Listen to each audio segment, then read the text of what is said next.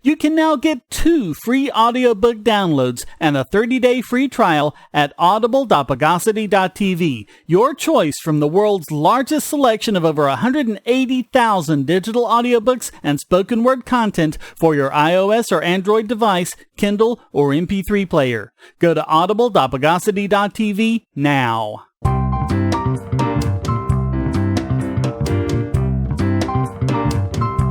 Welcome to the Bogosity podcast for the week of August 5th, 2018, the podcast that shouts and no one seems to hear.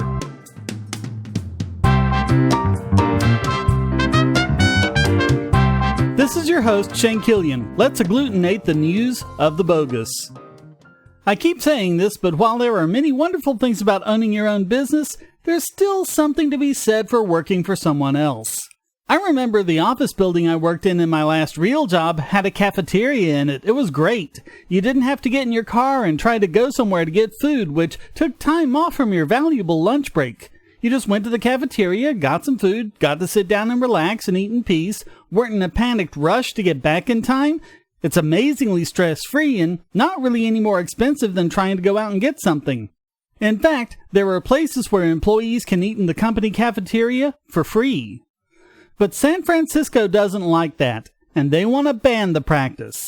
Supervisors Asha Safai and Aaron Peskin have proposed using, guess what, zoning regulations to declare kitchens to be industrial, meaning they can't exist in commercial buildings, which would have the effect of banning workplace cafeterias, so that people will buy more food from local restaurants. And one of the big people pushing for it?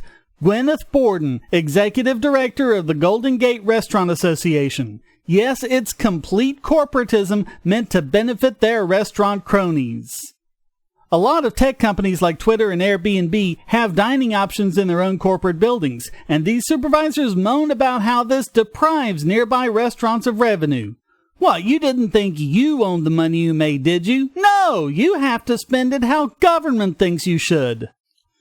Peskin laughably called this forward-thinking legislation. It's about as backward-thinking as you can get. We can't have new companies with new ideas. We have to preserve the old profit models. I mean, what's next? Banning fridges in break rooms so people don't bring their own lunch? Say, if you're tired of the promos in this podcast, well, the patrons got it early and with no ads or promos. Just go to patreon.bogosity.tv and donate at any level. Do you have children or nieces or nephews? Are you homeschooling or just want to counter some of the socialist indoctrination most children get in school? If so, go to bogosity.tv/TuttleTwins, and you'll be taken to a website where you can get some great books for elementary-age children. The Tuttle Twins books are books about liberty and free market economics that include children's versions of Bastiat's The Law, Leonard Read's I, Pencil, and Hayek's The Road to Serfdom, as well as books about the Federal Reserve and how regulations protect business cronies. They'll learn about the harm caused by eminent domain, or regulations passed in the name of safety, and fundamental concepts of liberty. And as you can see from the sample pages on the website, they're all easy to read and nicely illustrated. They're just $9.99 a piece, or get a special discount as well as free bonuses when you purchase all 5. You can even buy in bulk to donate to schools and local libraries. So get the Tuttle Twins books at bogosity.tv/TuttleTwins. Cops behaving badly time. If we covered all of these stories, we'd never talk about anything else, but sometimes they demand coverage, like this story of police killing a man with a bulldozer because he had marijuana. This is a story for people who still refuse to believe that every law is ultimately backed up by a death threat. A state worker was clearing out some brush with a bulldozer when he saw a suspicious car, whatever that means. He called the cops, who upon arrival found 10 marijuana plants. So instead of getting permission to search from a judge, they got it from a bulldozer driver. Close enough. 2 men were there, 54-year-old David B. Light and 51-year-old Gregory Longenecker. Light surrendered to police, but Longenecker ran. So the police called in a helicopter because that's totally a proportional response to finding less than $5,000 worth of marijuana. The trooper also jumped into the bulldozer to use it to chase Longenecker down since it was hard for the helicopter to see through the dense brush. Because, of course, absolutely nothing can go wrong from chasing down a guy you can't see with a bulldozer. Now, we don't actually know what happened next because details are vague, as they seem to suddenly get in police reports every time something like this happens. We've talked about how they use things like passive voice, which, if they knew they did nothing wrong, why would they have to keep phrasing things this way? According to police spokesstooge David Bowen, at one point the trooper told the worker to stop the bulldozer. They looked behind him and saw a flattened Longenecker on the ground. At the time, Bowen tried to claim that Longenecker had died of a heart attack, not by any actions of the police officer.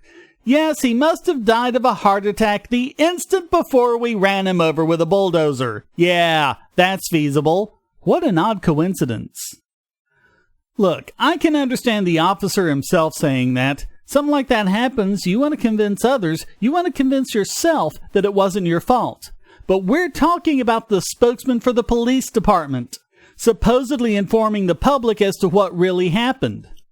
But they usually resort to this heart attack nonsense, like after police killed Eric Garner, and then insist he must have coincidentally had a heart attack at the exact moment they had him in a chokehold.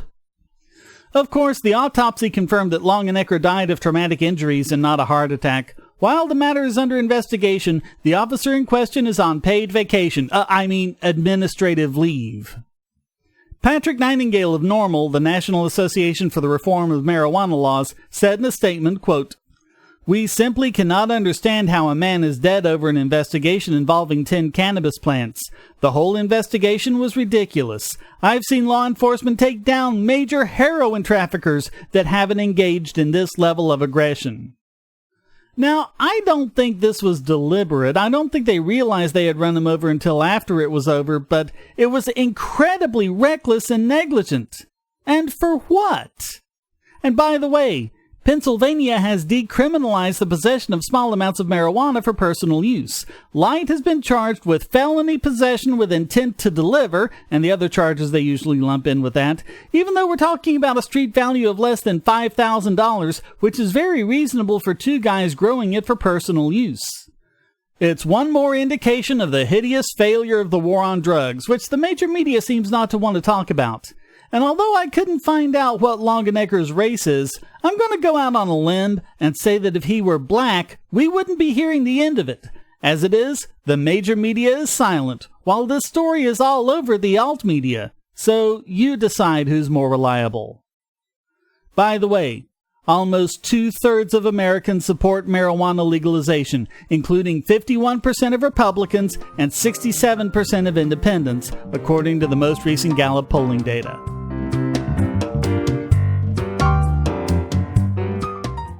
If you're on the Wi-Fi in a coffee shop or hotel, anyone on that network can get your traffic. Do you really trust all of those strangers? For that matter, do you really trust your ISP? A VPN can protect you from prying eyes, disguise your location, and even foil government censors. It's essential in this day and age, so go to vpn.bogosity.tv and you'll be taken to BoxPN. Starting at just $2.99 a month, you can get unlimited high-speed connections to VPN servers all over the world, and they don't log connections, so your privacy is assured. Traveling abroad, just VPN home, and don't worry about what those other governments are doing. Back at home, stop your ISP from traffic shaping and messing with the quality internet access you're paying good money for. You can connect from multiple machines at once, including your smartphone or tablet, and it supports all the secure standards, including OpenVPN and SSTP. Bypass censors and surveillance with your own secure VPN connection. Go to vpn.bogosity.tv.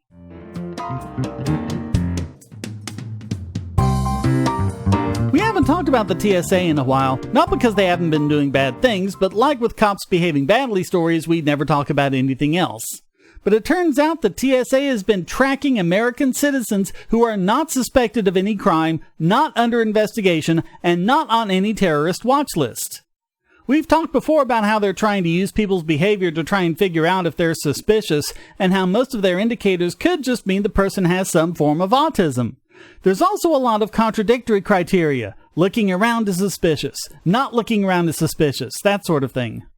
These people are actively watched by federal air marshals, which means they're not watching vital areas of the plane like the cockpit entrance in the process. That's actually the point that a source from air marshals told CNN. It changes what flights the marshals are on and where they're seated. And guess what? The TSA wouldn't say, out of the thousands and thousands of Americans that have been targeted for this surveillance, whether any terrorist plots have been foiled by the program. Which means the answer is none, because if there had been, you know they'd have been parading the terrorists all over the media. I'll say it once again. We just aren't a very rich target for terrorists. We have far more to worry about from our government officials, even the ones without bulldozers.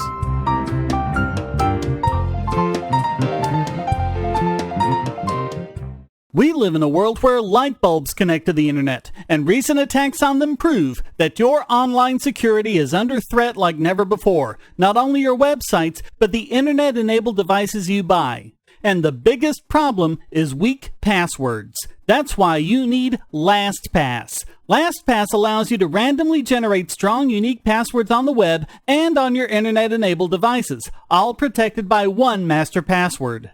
LastPass sets up in minutes and gives you secure automatic logins throughout the web, synchronizing across all your browsers, all your computers, and even your mobile devices, at home, at work, or on the road.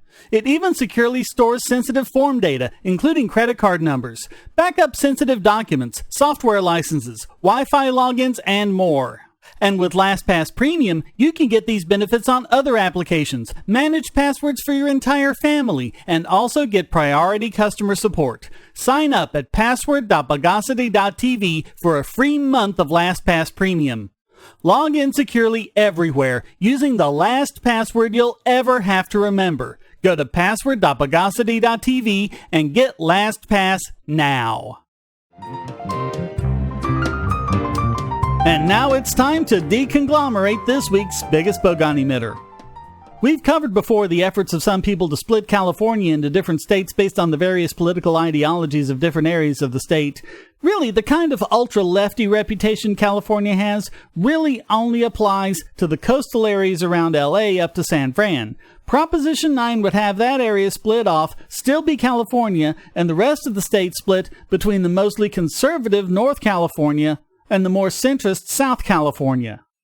Despite the fact that Prop 9 was placed on the ballot after getting signatures from 600,000 registered voters in California, the state's 7-member Supreme Court has ruled unanimously that it should be removed from the 2018 ballot because, quote, a substantial question has been raised regarding the proposition's validity and the hardships from permitting an invalid measure to remain on the ballot outweigh the harm potentially posed by delaying a proposition to a future election.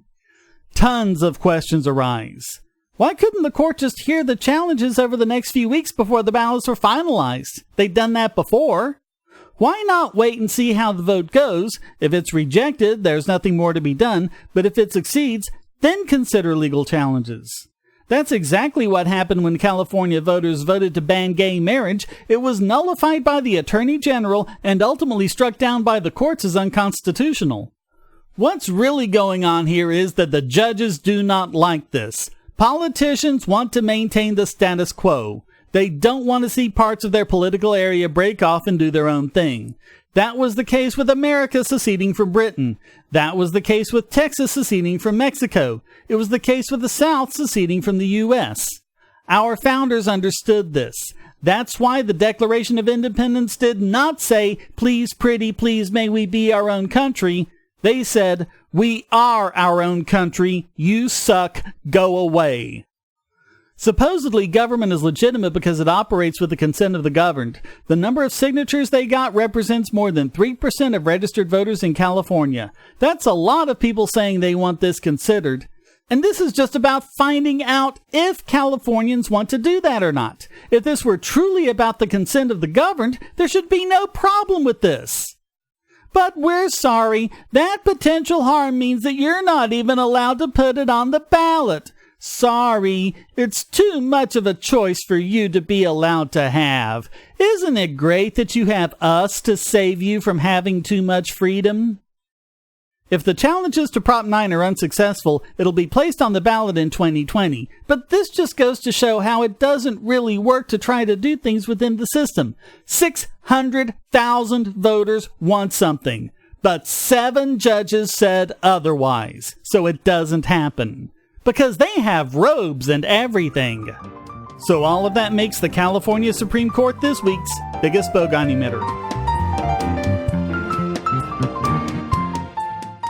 If you're going to shop online, use our special links to shop at Amazon. Clear your cookies and go to amazon.bogosity.tv, and you won't pay a penny more for your purchase. If you haven't used the mobile app in the last 12 months, or even at all, go to get5.bogosity.tv on your phone or tablet and get $5 off your order of $10 or more. Go to prime.bogosity.tv for a free 30-day trial of Amazon Prime and enjoy thousands of movies and TV episodes, borrowed Kindle books, and get unlimited 2-day shipping for free. And speaking of Kindle, go to kindle.bogosity.tv for a 30-day free trial to Kindle Unlimited. Read over 1 million books and listen to thousands of audiobooks on any device. You can go to music.bogosity.tv and get a free 30-day trial of Amazon Music Unlimited with access to Amazon's entire library of 10 million songs, ad-free and with unlimited skips, and even download to listen offline. All great ways to help this podcast simply by shopping at Amazon.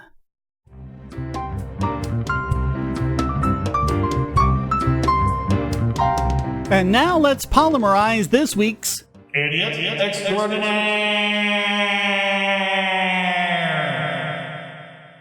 And this week it goes to Senate Minority Leader Chuck Schumer, who was sounding the alarm on scary, dangerous 3D printers.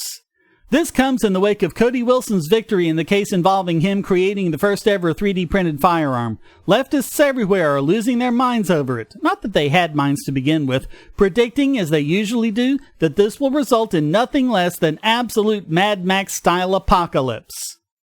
This moronic senator said, quote, "This online site shows you how, at your home, with a simple 3D printer, you can make a plastic AR-15 and AR-10. But what good would a plastic gun be? The instant you tried to fire it, it would blow apart in your hands. I wonder if this moron believes in the entirely fictitious Glock 7, supposedly made entirely out of ceramic." He also fearmongered about people making, quote, "very dangerous semi-automatic assault-style weapons in your own basement." But as we've covered, they already can. You just need about $5,000 worth of machinist tools. This has always been possible. Quote, "I am sounding an alarm that come August 1st, America is going to get a lot less safe when it comes to the gut-wrenching epidemic of gun violence. All right, Chuckles, we'll hold you to that. If there's no surge in gun violence from people using 3D printed weapons starting on August 1st, we'll be expecting you to admit you were wrong and apologize to the American people. Personally, I won't be holding my breath." He started talking about ghost guns, which are guns made with no serial number that the feds can trace. Quote, "This decision to allow ghost gun blueprints to go unchecked across the internet will come back to haunt the feds and cost lives. That is why Congress must take aim at stopping these websites before the damage is done." In the case of the AR-15, the lower receiver is the part in question. That's the part that must have a serial number. You could 3D print a plastic lower for an AR-15 with no serial number and buy the rest of the parts to build a functioning weapon around it. But guess what? It's always been legal for you to make your own lower without a license or serial number as long as you don't sell or distribute it. You could always make one for your own personal use. And it's not difficult. The AR-15 lower is basically a rectangle of metal or plastic with some screw threads. And hey, did you notice he's talking about stopping websites? Yes, he hates the First Amendment every bit as much as he hates the Second. Now check this one out. Quote, "Ghost guns are not only scary, they're outright dangerous in the way they can mimic the look and the capacity of a hardened, fully semi-automatic weapon." A fully semi-automatic weapon. Do we need any more evidence that the gun control nut bars don't actually know the first friggin' thing about guns? The thing is, these 3D files have been around for years, easily accessible on the internet. Government can pass laws to try and make them go away, but they won't. They've been there this whole time, and since criminals aren't exactly big on letting the law get in the way of what they want, there never was anything stopping them from 3D printing guns to use in crimes. And they haven't. This is grandstanding and fear-mongering, nothing more.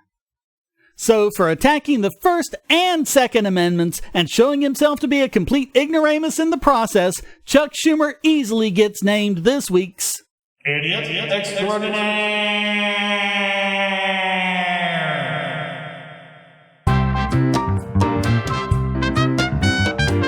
Well, that wraps up this I Cannot Tell a Lie. I put that envelope under that garbage edition of the Bogosity podcast. Come join the discussion at forum.bogosity.tv or discord.bogosity.tv, and feel free to send a question, statement, news article, or rant in text or audio to podcast@bogosity.tv.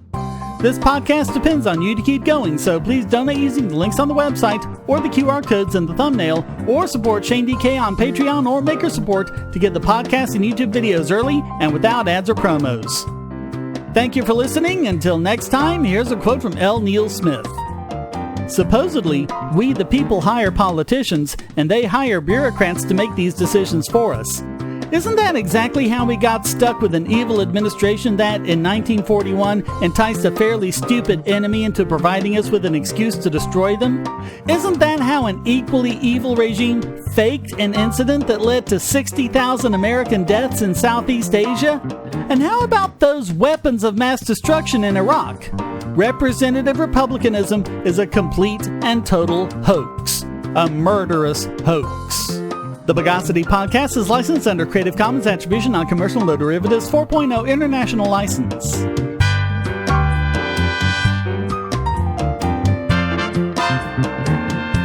Bogosity.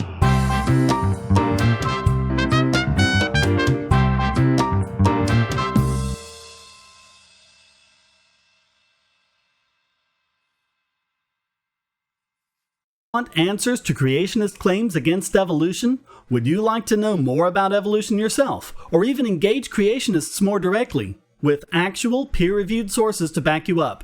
My book, How Evolution is Scientific, is designed to show the basics of evolutionary theory and how it is so well supported using the scientific method. It's impeccably sourced, with references to the actual scientific material, and is arranged using the creationists' own criteria of what is scientific. Using their own arguments against them, see how evolution is scientific, but creationism is not, based on observations, accurate predictions, logic, and evidence. Get answers to common creationist claims, and even a primer on abiogenesis, the start of all life. It's all in my book, How Evolution is Scientific, available at Amazon and on Kindle, EPUB, and PDF as well. Get How Evolution is Scientific and never be taken in by creationists again.